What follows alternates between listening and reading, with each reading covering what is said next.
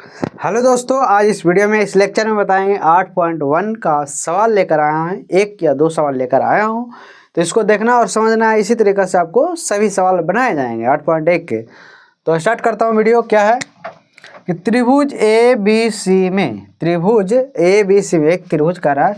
सवाल को जैसे मैथमेटिक्स का सवाल हो या किसी प्रकार का न्यूमेरिकल सवाल हो या मैथमेटिकल सवाल हो, तो पहले सवाल को थोड़े थोड़े पढ़ना, उसके बाद उसका खोजना है कि क्या कह रहा है। पहले क्या कह रहा है कि त्रिभुज ए बी सी में जिसका कोण बी समकोण है, पहले इतना ही हम पढ़े हैं और इसी का पहले ढूंढते हैं। क्या कह रहा है?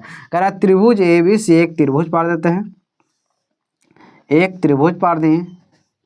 कह रहा ए बी सी जिसमें कोण बी है, जो समकोण है बी। हमको देखो यहाँ पर हमको समकोण कहाँ बना रहा है, तो यहाँ पर बना रहा है, तो इसको बी रखेंगे, इसको बी रखेंगे और ऊपर से ए कर देते हैं या बी इसको कर देते हैं। ठीक है, ए और बी और सी हो गया, या इसको ये तो बी समकोण हो गया, तो इसको या ए इस प्रकार से रखते हैं, ए और बी हो गया सी। इस प्रकार से आपको कोई किसी तरीका से आप बना सकते हैं, लेकिन इसमें करा बी समकोण होना चाहिए, कोण बी होना चाहिए क्या? समकोण। इसलिए कोण बी समकोण हो गया, तो हम ऊपर से दे देते हैं ए बी और सी। इस इतना का सवाल कर रहा था, इसको हम बना दे। कह रहा त्रिभुज ए बी सी में जिसका कोण बी समकोण ए बी सी, एक त्रिभुज है और इसका कोण बी हम सब कोण बना दें और ए बी सी कर दे। ठीक है, अब कहता है ए बी बराबर 24 है, ए बी बराबर हमारा 24 है। ए बी देखा जाए तो ए अब बी, यहाँ पर ए अब बी, ए बी बराबर यहाँ पर ए बी बराबर दिया 24, तो ए बी बराबर यहाँ पर 24 सेंटीमीटर लिख देता हूँ।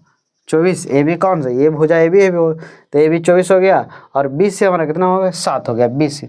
तो बी सी हमारा ये हो गया 7 हो गया। ठीक है, बी सी हमारा क्या हो गया? 7 हो गया। ठीक है, अब हमको कारण निम्नलिखित का मान ज्ञात करना है, साइन ए और cos. Sine a cos a, sine c and cos a. इसमें फिर इसके बाद तो हमको पहले इसको फार्मूला बनाने के लिए हमको तीनों भुजाएं का मान चाहिए। तो देखो हमको दो भुजाएं दिया हुआ है, तीसरी भुजा ज्ञात करना। तो तीसरी भुजा क्या है? छूटा हुआ 90 डिग्री के सामने, तो 90 डिग्री के सामने वाली भुजा होता है कर्ण।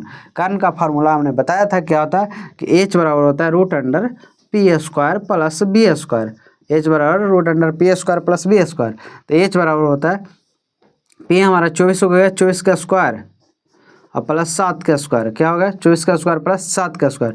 24 का स्क्वायर हो गया 24 का स्क्वायर हो जाएगा 576 और प्लस 7 का स्क्वायर हो जाएगा 49 और 9 6 15 जोड़ेंगे तो हो जाएगा 625 बराबर हो जाएगा 25। हमारा क्या होगा?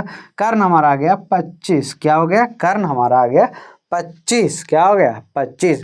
अब सवाल में जो कह रहा है, जैसे कह रहा है उसको हम बनाते हैं। अब कह रहा है सवाल में निम्नलिखित का मान ज्ञात करना है। ये जो दिया हुआ है, दो इसमें सवाल दिया हो, इसको मान ज्ञात करना।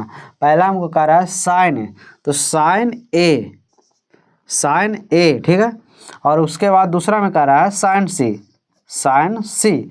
दोनों का फार्मूला तो दोनों का सेम होगा, पी बट्टा एच हो जाएगा और यहाँ पर भी पी बट्टा एच होगा। ठीक है, दोनों का फार्मूला तो हमारा पी बटा एच, लेकिन आंसर हमारा डिफरेंट होगा। क्यों डिफरेंट होगा? देखो डिफरेंट इसलिए होगा क्योंकि हमारा जो साइन ए और साइन सी, यहाँ पर जो एंगल हमारा दिया हुआ है, एंगल हमारा चेंज है। यहाँ पर एंगल ए है और यहाँ पर एंगल सी है, तो एंगल के अनुसार हम मान रखेंगे।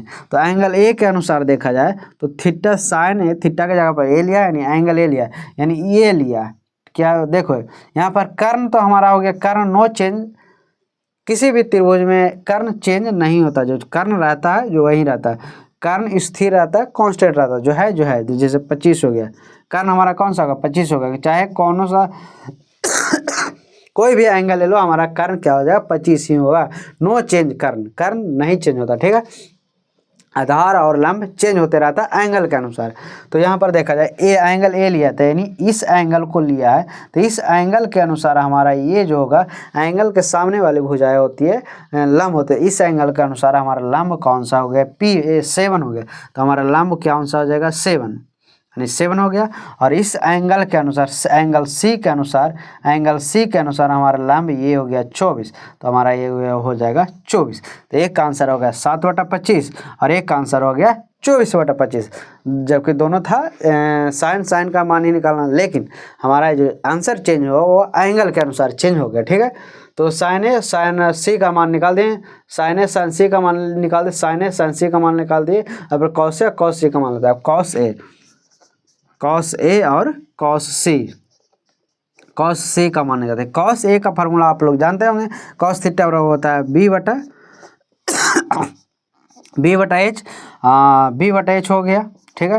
अब हमको क्या एंगल के अनुसार इसका मान रखेंगे, तो कॉस ए एंगल के अनुसार हो बी हो जाएगा, कॉस ए के अनुसार हो जाएगा, ये तो पी हो गया और 7 पी हो गया ए के अनुसार। हमको ए बी कौन है 24 हो गया, तो 24 लिखते हैं। 24 बटा एच तो हमारा नो चेंज होगा, तो एच हमारा 25 ही हो गया, यहाँ भी एच 25 होगा, ठीक है। और बी कौन सा का, ये कॉस सी के अनुसार, इसमें सी करा तो कॉस सी के अनुसार ये लंब हो गया 24, और तो बी हमारा कौन सा होगा 7, तो हमारा 7 हो गया, ठीक है। तो इस प्रकार से आपको इस सवाल में बनाया जाता है, ठीक है। तो इस प्रकार से आपको सवाल को पहले बेसिक तरीका से, पहले अच्छी तरीके से पढ़ना, उसके बाद बनाना। मिलते हैं नेक्स्ट वीडियो में।